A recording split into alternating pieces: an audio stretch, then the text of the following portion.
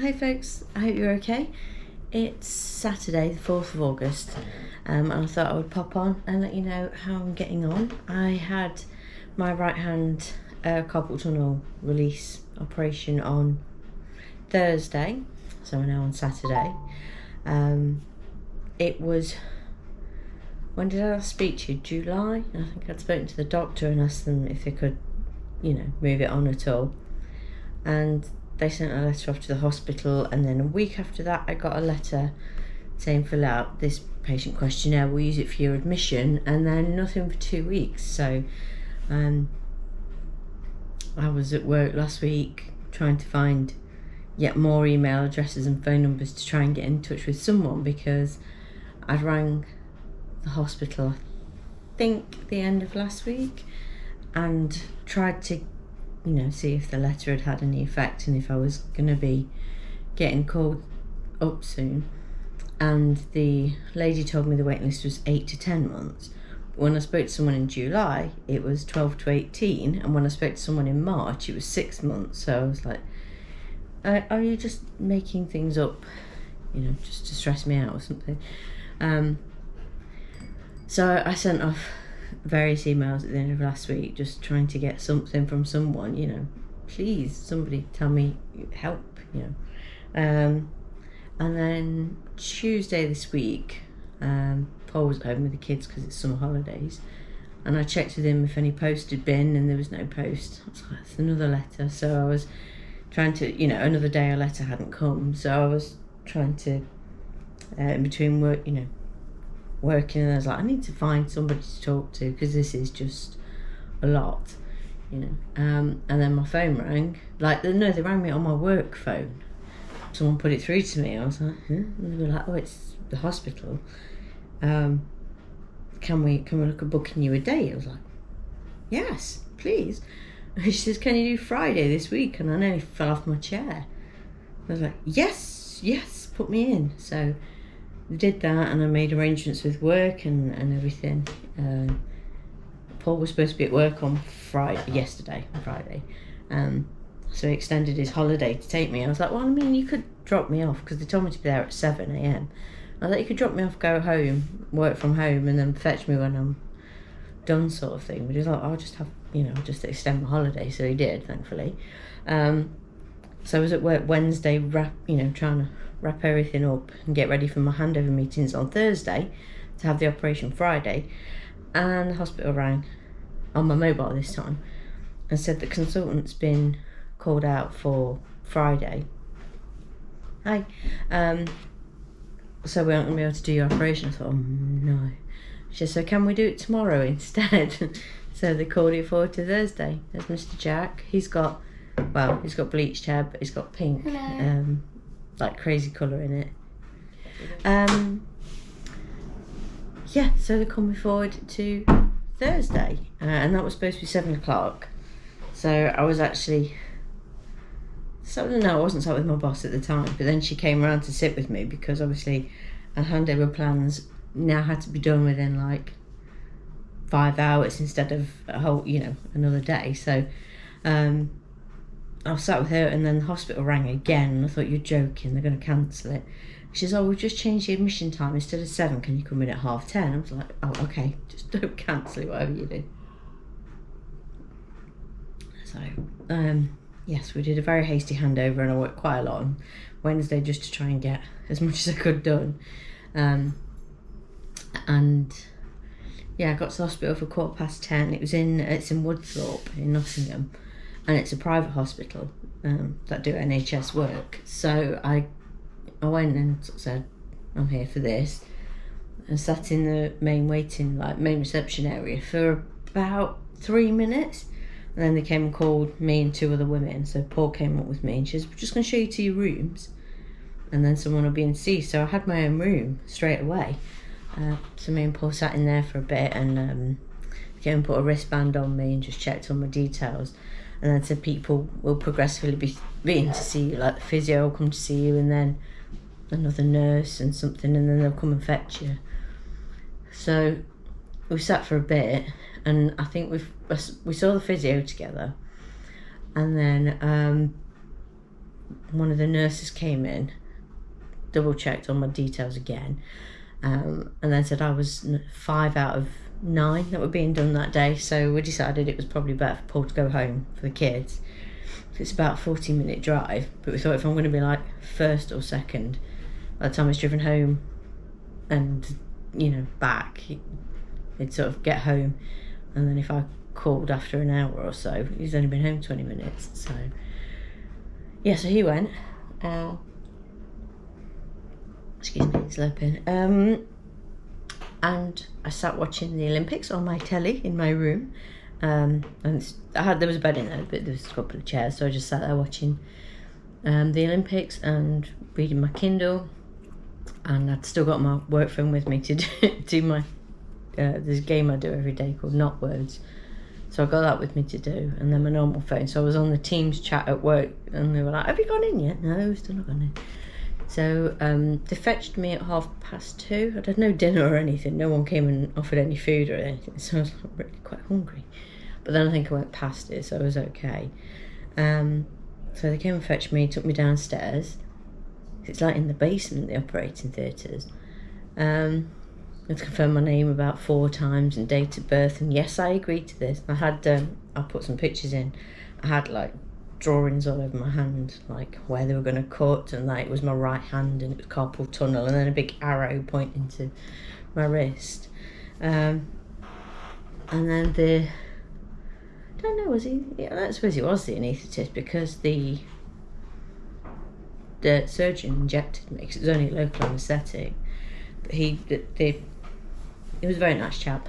He put the tourniquet on my arm and stuff, ready for the surgery, and then the surgeon came in, and the injections really hurt. Like the numbing injections, they were the worst bit, or the most painful bit, and it was numbed quite quick. They were like cleaning my hand and arm and everything while it was going numb, and he was like, you'll feel sensations and movement and stuff, but no pain. And what was worse than feeling everything was hearing everything, because I could ugh. And so yeah, I could feel them working, obviously, like stretching my skin and stuff, which was a little bit odd. And yeah, it's so strange to know what's happening but not feel pain from it, but feel it happening. And then they bandaged me up. I had to redress it yesterday, so I've still got the purple gauze stuff underneath to keep to give me a layer of padding over the scar, over the wound.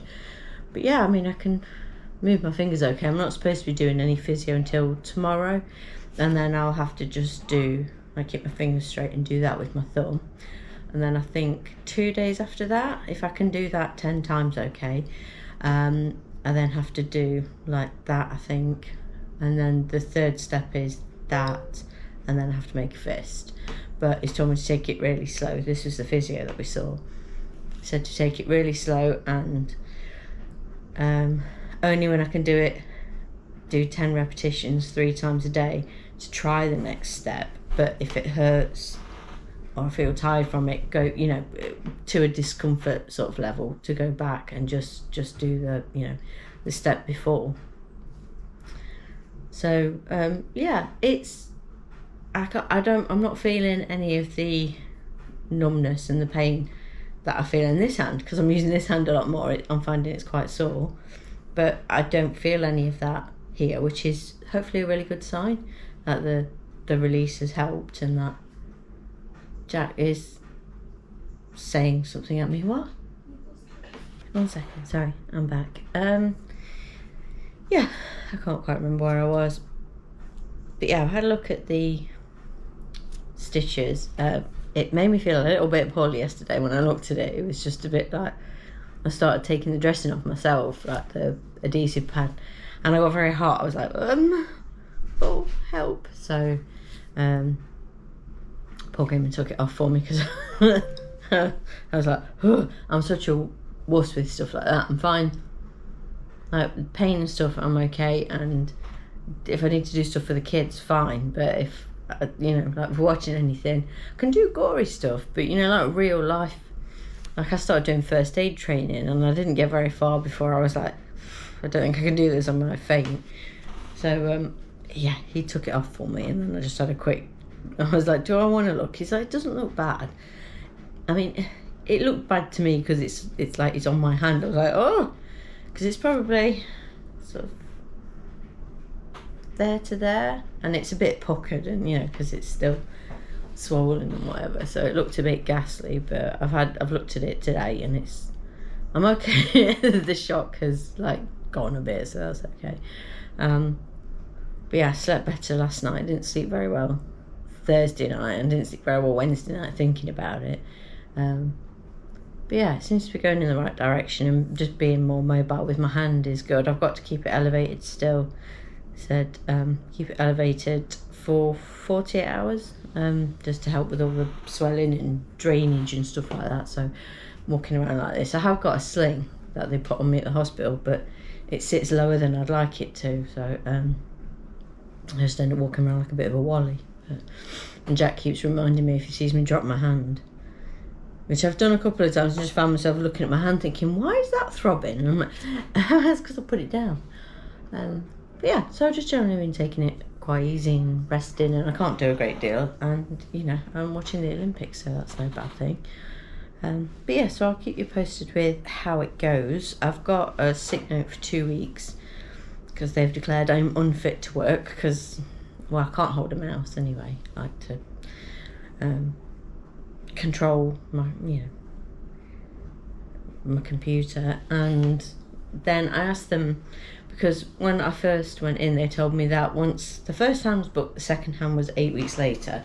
So I said, is that still the case? And they said, yes, we'll be in touch to book the second one. I've got a phone appointment with the physio on the 5th of September just to check that I'm managing okay and that I don't need to go in for appointments.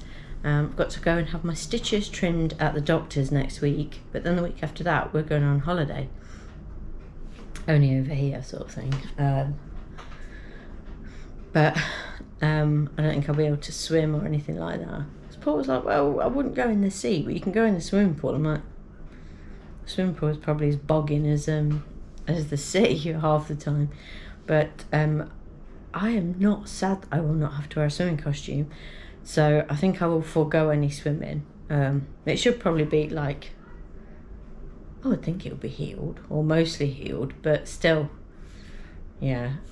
If I'm still like not fit to work, I don't want to try swimming with it. And yeah, I want to take it easy, and I don't want to rush it because I've waited this long to have it done.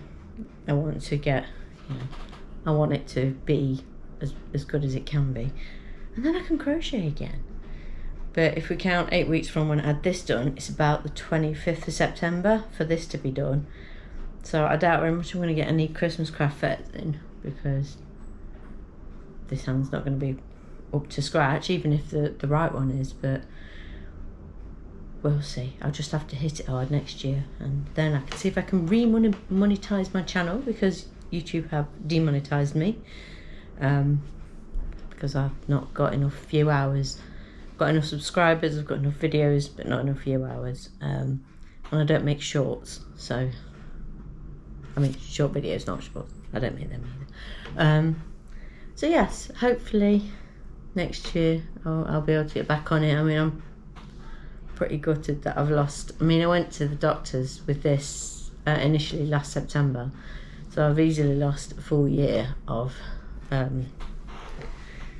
having use of my hands properly, which is a bit of a shame, but I'm just glad at least one's done for now.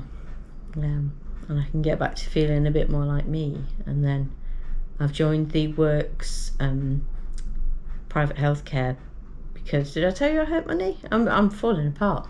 But Paul got me a treadmill for my birthday, and I was doing the Couch to 5k, and now my knee hurts, like when I run or walk fast.